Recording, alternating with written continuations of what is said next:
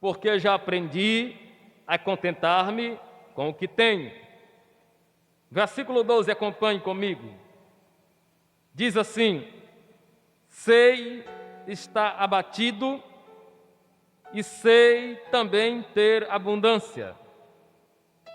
Em toda maneira e em todas as coisas estou instruído, tanto a ter fartura como a ter fome, tanto a ter abundância como a padecer necessidade.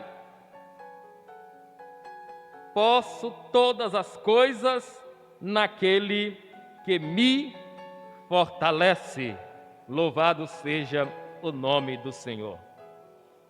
Meus queridos irmãos, muitas vezes esse texto, ele é até mesmo aplicado fora de contexto. O versículo de número 13 é um versículo muito conhecido da epístola de Paulo aos Filipenses. E é um versículo também muito recitado. Em uma outra versão diz: tudo posso naquele que me fortalece. Nessa versão diz: posso todas as coisas naquele que me fortalece. Muitas vezes esse versículo é até aplicado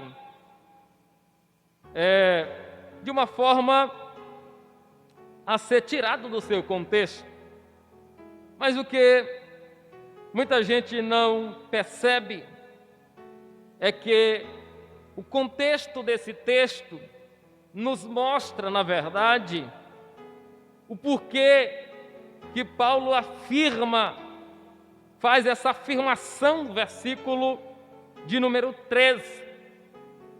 Para os irmãos lembrarem, esta epístola foi escrita quando Paulo estava em Roma. Paulo estava preso em Roma. Paulo estava ali cumprindo uma sentença, e a situação do apóstolo Paulo não era muito fácil. E Paulo escreve a carta aos Filipenses da prisão. É interessante que, quando nós estudamos a epístola aos Filipenses, nós encontramos o apóstolo Paulo falando sobre alegria, sobre gozo, regozijo. E alguns dizem que a carta aos Filipenses é chamada de a carta do gozo, a carta da alegria, que Paulo muitas vezes menciona a alegria, o gozo que ele tem. Agora, meus amados irmãos, quando nós analisamos o contexto que Paulo escreveu essa epístola, surge uma pergunta: como é que alguém impedido da sua liberdade de ir e vir, como é que alguém impedido de fazer o que ele mais gostava de fazer, que era pregar, plantar igreja, visitar, confortar os irmãos, ver os irmãos, como é que uma pessoa preso dentro de uma cela, como é que essa pessoa pode escrever e falando sobre alegria, sobre gozo, falando sobre regozijo, dizendo para os irmãos: alegrai-vos. Como é que isso pode acontecer, meus queridos irmãos? Como é que alguém privado de tantas coisas que ele, se tivesse livre, estaria fazendo, que gostaria de fazer, pode ainda afirmar, pode ainda incentivar os irmãos a alegrar-se, a regozijar-se? A resposta, meus queridos irmãos, está nessa parte aqui, nesse pequeno trecho A epístola, na sua maioria aqui dos capítulos, Paulo fala sobre a alegria, Paulo fala sobre o regozijo, mas tem um trecho aqui que é interessante. E nesse trecho, Paulo diz que ele aprendeu a contentar-se com aquilo que ele tinha. Paulo estava dizendo: eu aprendi a adaptar-me às circunstâncias que eu vivo, às circunstâncias que eu estou inserido. Eu aprendi. Paulo estava dizendo: eu sei separar as coisas. Eu aprendi que cada circunstância que eu enfrento, eu aprendi a me conduzir nessa circunstância. Sabe, meus amados irmãos, eu dizia isso para os irmãos naquele último culto antes de nós passarmos esses dias sem funcionar, que nós precisamos orar a Deus e pedir ao Senhor que Ele nos ensine a se conduzir em todas as circunstâncias que nós enfrentamos. Porque, meus queridos irmãos, a nossa vida aqui não é só maravilha. Jesus nunca disse isso.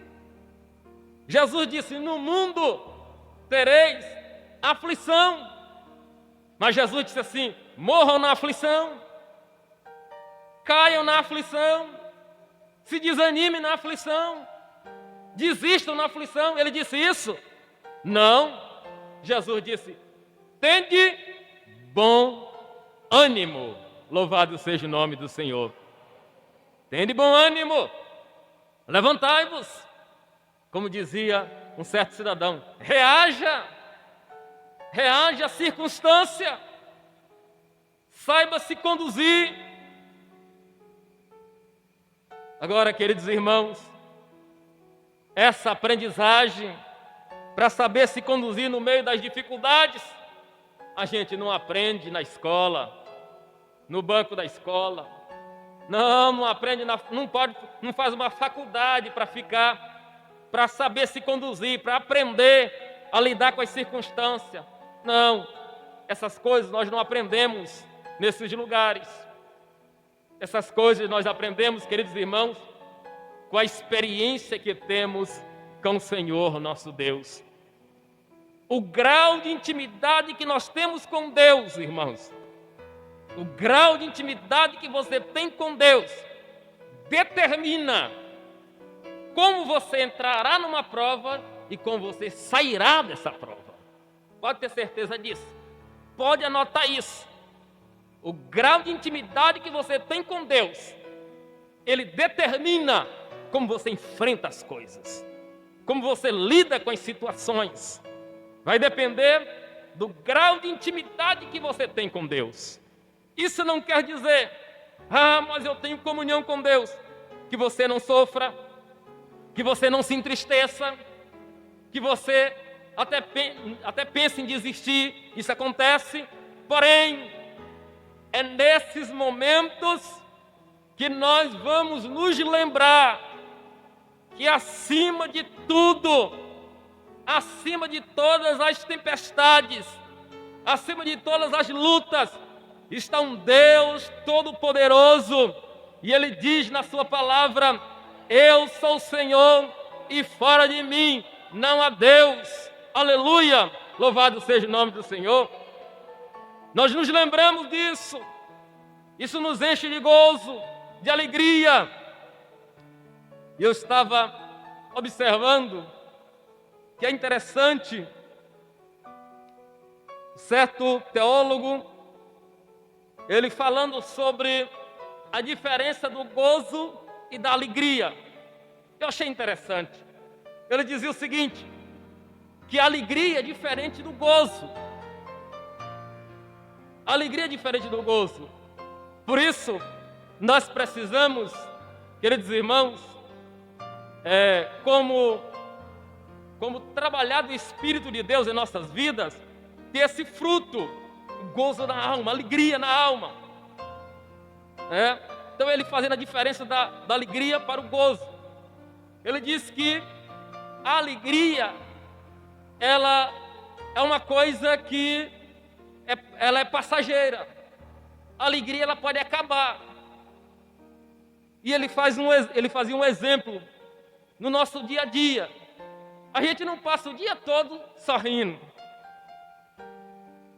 A alegria está condicionada a momentos das nossas vidas. Momentos que elevam-se a nossa autoestima, uma notícia agradável, uma surpresa boa, o cidadão se alegra. Mas se chegar no outro momento, uma notícia que não agrada a pessoa, a mesma pessoa que estava alegre vai ficar triste. É natural.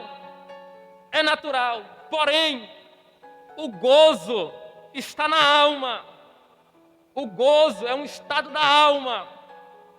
E esse gozo, que é o estado da alma, ele não é passageiro. Ele é permanente.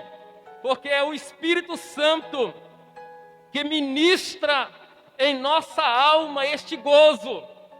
Por isso que muitas vezes, mesmo passando por certa dificuldade que nós até nos entristecemos, nós ainda temos gozo na alma, ainda temos aquela alegria lá dentro da alma, mesmo recebendo uma notícia ruim, uma notícia que vai nos trazer preocupação. Naquele momento o semblante cai, ficamos tristes, mas no momento seguinte, aquele que tem o gozo na alma, ele é renovado pelo Senhor e ele prossegue. Isso, irmãos, era que Paulo tinha. Paulo tinha certeza no coração de que aquelas lutas, aquelas dificuldades que ele enfrentava, Deus tinha algo muito melhor para ele. E o gozo da sua alma fazia ele escrever aos irmãos e dizia: eu já aprendi a adaptar-me nessas situações, eu já aprendi. E aí ele escreve e disse: eu posso todas as coisas naquele que me fortalece. Querido, eu e você, nós podemos todas as coisas em Cristo. Aleluia. Eu dizia para um irmão um dia desse agora, esses 2 dias, eu dizia: meu irmão, muitas vezes a gente nem sabe o quanto nós somos capazes de enfrentar certas circunstâncias. Você nem sabe o potencial que você tem. E se você só vai descobrir no meio das lutas. Às vezes você diz assim: não, mãe, eu não consigo passar por isso. Não, eu não consigo. Se acontecer comigo, eu morro. Nada, meus irmãos. No meio da luta, o Senhor vai te encher de graça, vai te encher de força, vai te renovar. Aleluia. Aí depois você diz: meu Deus, como foi que eu passei por isso? A resposta está no Senhor. Aleluia. Ele esteve com você, Ele está com você, Ele te dá graça, aleluia, para nós alcançarmos a vitória. Glória a Deus. Meus queridos irmãos, que Deus nos guarde no seu amor para sempre.